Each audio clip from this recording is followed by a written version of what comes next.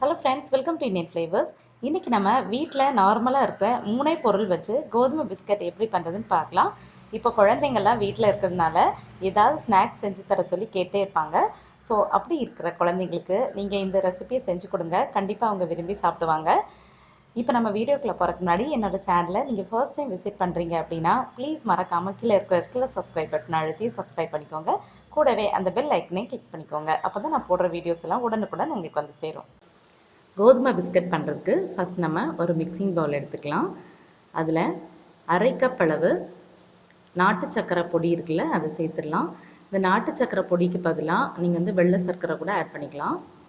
இனி இதுக்கு கூடவே வாசனை இல்லாத எந்த ஆயில் வேணாலும் சேர்த்துக்கலாம்.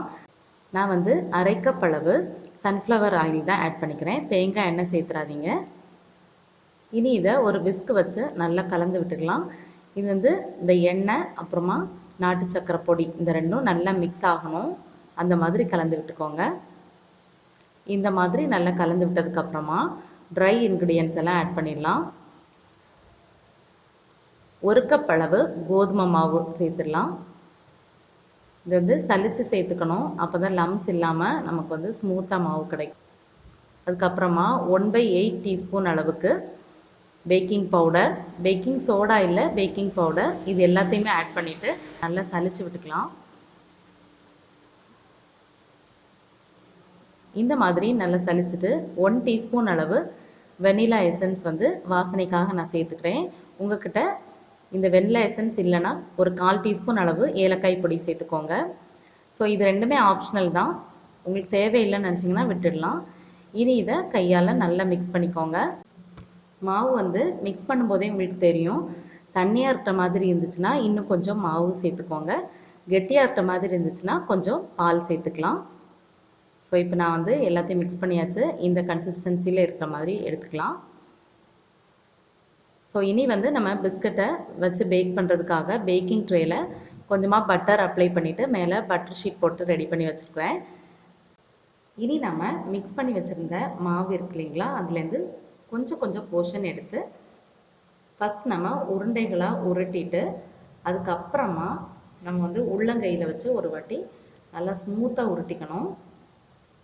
நல்லா ஸ்மூத்தாக உருட்டிட்டு அதுக்கப்புறமா நடுவில் லைட்டாக ப்ரெஸ் பண்ணோம் அப்படின்னா நமக்கு வந்து கிராக் எதுவும் இல்லாமல் சூப்பராக கிடைக்கும் ஷேப்பு. நம்ம வந்து அவசரமாக நம்ம வந்து தட்டினோம் அப்படின்னா வெடிப்பு வந்துடும், அதனால் பார்த்து ஸ்மூத்தாக ஊற்றிக்கோங்க. அதுக்கப்புறமா உங்களுக்கு பிடிச்ச எந்த டிசைன் வேணாலும் பண்ணலாம். நான் அன்றைக்கி நைஃப் வச்சு இந்த மாதிரி சிம்பிளாக போட்டிருக்கிறேன், அவ்வளோதான். இன்னொரு பிஸ்கட் உங்களுக்கு ரெடி பண்ணி காமிக்கிறேன்.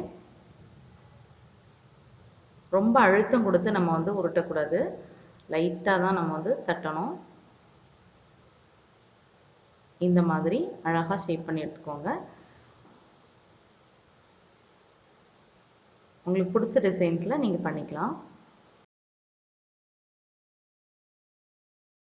ஸோ இப்போ நம்மளோட பிஸ்கட்ஸ் எல்லாமே வந்து ரெடியாக இருக்குது. டோட்டலாக வந்து 15 பிஸ்கட் நமக்கு கிடச்சிருக்குது. இது வந்து இனி பேக் பண்ணிடலாம். இதுக்கு மேலே நட்ஸ் வச்சு அலங்கரிக்கிறதுனாலும் நீங்கள் வந்து சேர்த்துக்கலாம். நான் அன்றைக்கி சிம்பிளாக இந்த மாதிரி டிசைன்ஸ் தான் கொடுத்துருக்குறேன், நட்ஸ் எதுவும் ஆட் பண்ணல. ஸோ அவனை வந்து நான் ஆல்ரெடி 180 டிகிரி செல்சியஸில் வச்சு 10 மினிட்ஸ் ப்ரீ ஹீட் பண்ணி வச்சுருக்கிறேன். இப்போ நம்ம அந்த பேக்கிங் ட்ரேயை அவனுக்குள்ளே வச்சு க்ளோஸ் பண்ணிடலாம். இனி நாம் 180 டிகிரி செல்சியஸில் வச்சு பேக் மோடில் ஒரு 15 to 20 மினிட்ஸ் பேக் பண்ணணும்.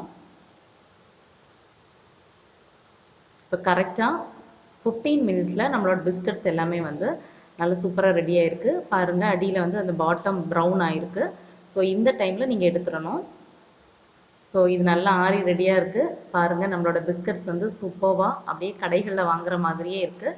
அதோட வீட் ஃப்ளாரில் பண்ணுறதுனால நல்லா ஹெல்த்தியும் கூட. சுவையான கோதுமை பிஸ்கட் எப்படி பண்ணுறதுன்னு பார்த்துருக்குறோம்.